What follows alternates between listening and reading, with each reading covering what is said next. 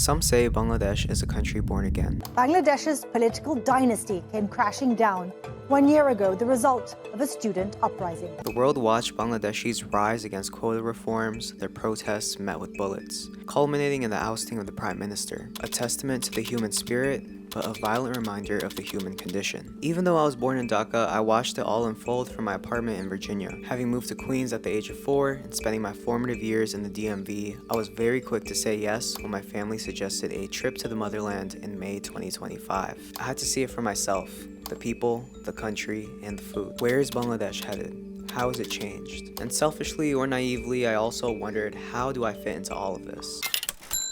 Well, after being fed surprisingly good airplane food for 18 hours, I landed in Bangladesh, my feet touching Bangladeshi soil for the first time in 6 years. I managed a few hours of sleep before waking up to the promise of a Dhaka-style breakfast. In a city that's been inhabited since the first millennium, waves of Turkic, Afghani, Mughal, and British rulers have, for better or for worse, shaped modern-day Dhaka and the food of its residents. My dad and my uncle take me to a local spot to indulge in some breakfast staples such as shobji, mixed vegetables cooked in spices, 2 types of daal, halwa, a sweet thick mass of semolina cooked in ghee, and the vessel for consumption, roti, a thin and wide flatbread with a great tear to it. I was curious to see how my meal was prepared, so my uncle asked the manager for a peek into the kitchen. You're greeted with huge pots of today's specials before walking into a hot open air room, where roti is being neatly draped over what looks like an upside down karai, porota gently fried on a tawa,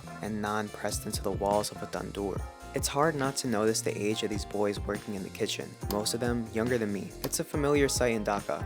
Young men working labor-intensive jobs before their American counterparts are barely just learning to drive. But in this kitchen, these aren't boys. These are professionals with bread-making skills that could strike fear into the heart of any Parisian bakery. A couple hours later, my babu mama wakes me up for something I've been eagerly awaiting: the local market. Look, I got to Bangladesh during the hottest time of the year, but the trade-off is access to Bangladesh's finest produce specific to a short window during the summer. First up is taal, or palmera palm fruit. Slicing off the black husk reveals these pockets of these translucent jelly-like pods. The flavor is a bit mild, but the texture delivers this cooling sensation, which is a very small mercy in 90-degree weather. And when you have an equally large pile of coconuts sitting right next to you, it's only right you crack one open. The water has this mineral tang and it's rich with electrolytes, another welcome relief in the heat. I didn't finish mine, but in a country that produced 463,000 metric tons of coconuts in 2024,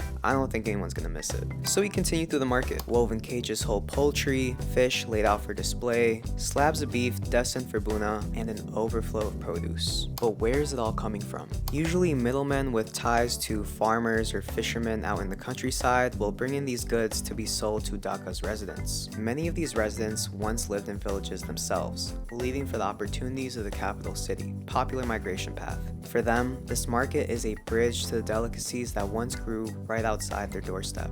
Groceries in hand, we start to make our way back.